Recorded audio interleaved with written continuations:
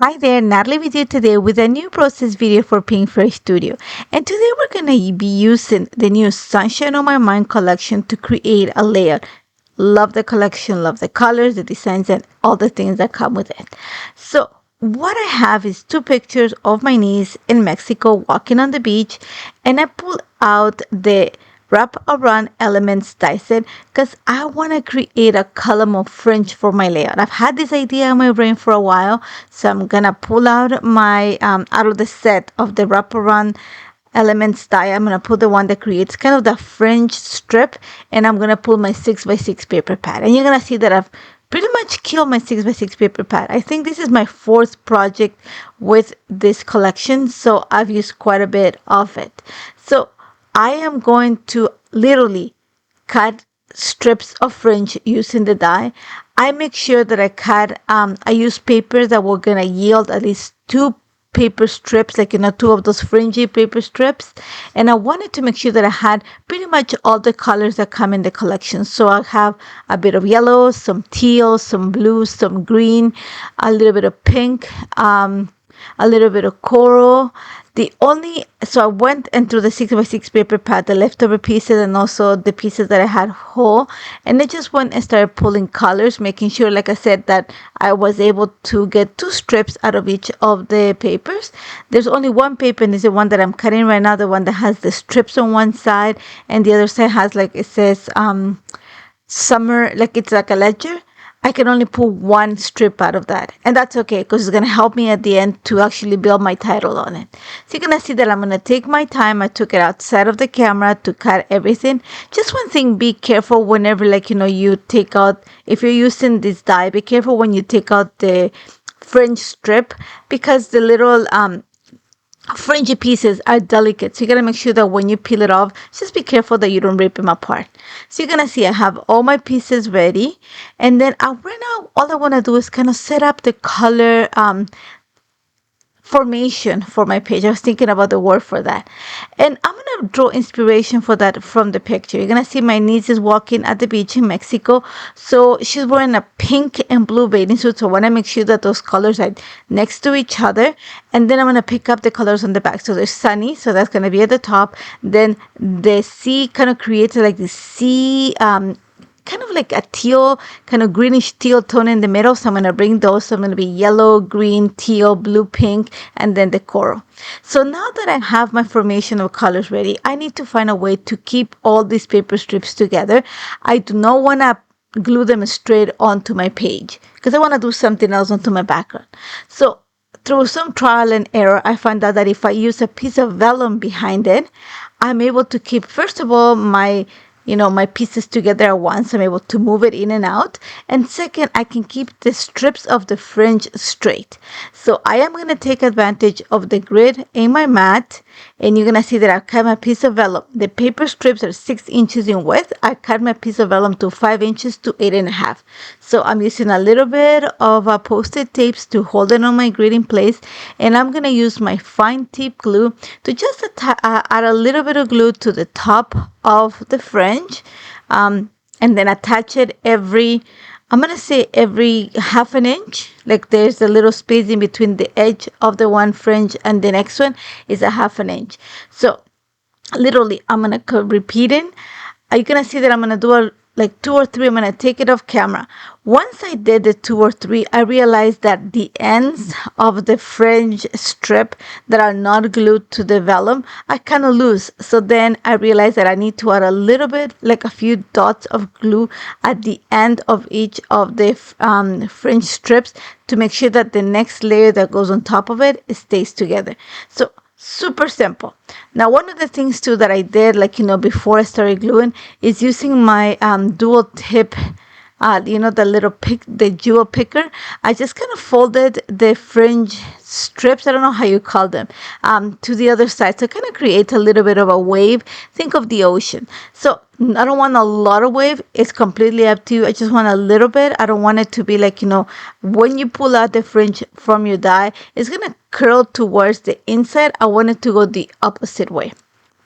So took my time and just started building it. Having the mat behind it, like something that creates a grid, is just a great way to keep the fringe lines straight. So you're gonna see that I'm just taking my time. Like I said, I'm leaving a space of around a half an inch between each one of the paper strips or the fringe strips. Once I've, glued all of them together, you're gonna see that I'm almost at the end. And you're gonna see that I'm adding those little dots of glue at the end of my fringe before I attach the one on top.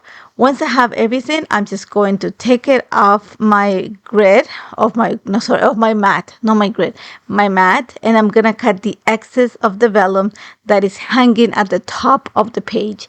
And like I said, I worked a few ideas last week, and I thought that was the best idea to have a piece of vellum. It gives you the translucency and just going to help you keep everything together. Now for my background, I'm going to go with white cardstock. And the one that I'm using is actually foundation papers from Vicky Boots, and it's just really heavy cardstock. It's 140 pounds. So the first thing I'm going to do is I'm going to use a pencil. I'm going to center this like strip of fringe in the case, and then I'm going to mark with my pencil pretty much where all the colors are going to be seated. So I'm going to mark where the pink ends, where the blue ends, where like just with little dots of pencil. That is going to help me to bring some color. And the way I'm going to bring color onto the background is using inks. So I put colors of the Paint Fresh Studio inks to match this. So you're gonna see I am using Coral Reef for the bottom for like the corally tones, and all I'm gonna do is I'm gonna stamp some of the ink pad onto my palette. I'm gonna dilute the ink with some water, and literally I'm gonna use, you're gonna see that I'm starting using my saber brush, and I didn't realize until I couldn't get the drips properly. But all I'm gonna do is apply a little bit of that diluted ink to my page. I don't want to create the entire, fill the page with watercolor. All I want to do is just give it a little bit of color at the ends of the fringe. That's where I marked with the pencil exactly where, not exactly, ish is the word of the day, where each color starts right at the edge of the fringes, so that I know where to place my little bit of watercolor. I don't need to color the entire page because the fringe is going to cover quite a bit of it. So all I'm doing is, like I said, stamping a little bit of the ink on my palette, adding enough water to dilute it, and I want a very soft color. I don't want a lot of color. I just want little hints of the splash. Again, think of a fringe, the way that I was thinking about it is waves, and you get that splash. So that's what I'm doing with the colors. So once I got the coral, I let it dry for like 2 seconds, and then I went into the pink. I am using ballet slipper and sparkling rose for the pink. Once again, I'm stamping it on my palette, adding some water to dilute the ink, and you're gonna see that I'm adding quite a bit of water. The colors are gonna be really faint. They're not very punchy. And the other thing you're gonna see is that I changed my brush, because I find that when you're creating this type of like little splashes, you need a round brush. So you need something that is gonna hold the watercolor nicely and also help you create those splashes. Now, I move into the blue and the seaside, I believe. And like I said, I'm putting pink next to the blue because my niece is wearing a bathing suit that is pink and blue. So I'm trying to follow the colors in the picture for my background. Once I am done with the blue, I'm going to use Ocean Breeze and aquamarine, to create the teal color. And I'm like, you don't see it right now because I'm speeding up the video, but I'm leaving a few seconds in between each application of the color before I take on to the next one. Once I've applied, the teal combination, I'm going to go with the green. I use metal for that. And then I'm going to end up with sunshine at the very top of my layout. And not the layout, but the place where the fringe is going to sit. Once I have that, I'm going to add a few splatters of the yellow. I'm going to stretch it a little bit towards the center of the page, just because I know that you're going to see quite a bit of it. But then I realized that I'm going to put my picture there, so you're not going to see that much. And I'm going to set it to the side to dry. And while that's working, while that's drying, I'm going to work on getting everything ready. So one thing that I want to do is I want to make sure that my fringe pops a little bit from the page. It is already going to add dimension, but I want a little bit extra. So I'm going to add a piece of hammer mill 100-pound cardstock to the background. That's the one that we use for foiling, just to give me a little bit of an extra lift. And then I'm going to put my pictures right at the top right corner of the fringe. I'm going to back the picture that goes on the right, just because it's going to be hanging outside of the fringe. So I want to make sure that I give it something to anchor it to the page. And once I have them ready, a little bit of foam adhesive is going to do the trick, because I want to make sure that, you know, they're kind of at the same level. The fringe is going to add dimension to your page. So adding a little bit of foam adhesive to the top of the page when I attach it is going to keep it at the same level. Once I have that, it's all about embellishing. And this one, like, you know, I wanted to, like I said again, pick up the colors of, you know, the outfit my niece is wearing. I don't want to add blue. I actually want to play with the pinks. So I went into the floral ephemera and also the ephemera pack, and they had this kind of peachy, kind of corally pink flower, and they have actually two of them. So I went ahead and pulled them for my layout. I'm gonna put the one that I found in the floral ephemera on the left of the pictures, along with a palm leaf, just to cover that area, and that's going to take care of the seam at the top of the fringe strip.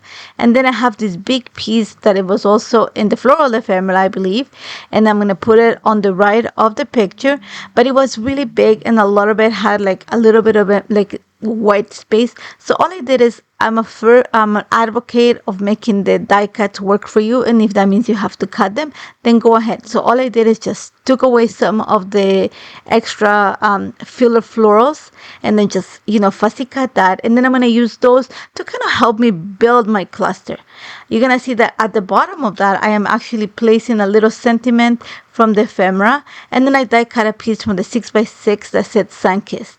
Now, because I need to create a visual triangle on my page, I needed to bring more of those florals. I don't have any more like in my packs, so I went and fussy cut some from the 6x6. I want some florals that weren't that big. I don't want that to be the statement. I want the pictures to be the statement. So I just went and cut them from the 6x6, and I'm building my cluster at the bottom. You know, that's gonna be my title. So I put one of the cardstock stickers that looks like a little ticket. So bring some of the yellow to bring, like, you know, kind of balance the yellow at the top. Then a date to remember is from the ephemera pack, and then I'm adding Mexico using the mini puffy alphas. I also added a little puffy sticker that says Sunshine underneath the pictures.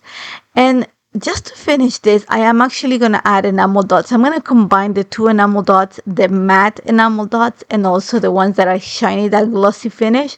And I want to make sure that I put them in each one of the clusters. So you're going to see that I'm going to bring some yellow to the top of the page, a combination of the matte and the enamel.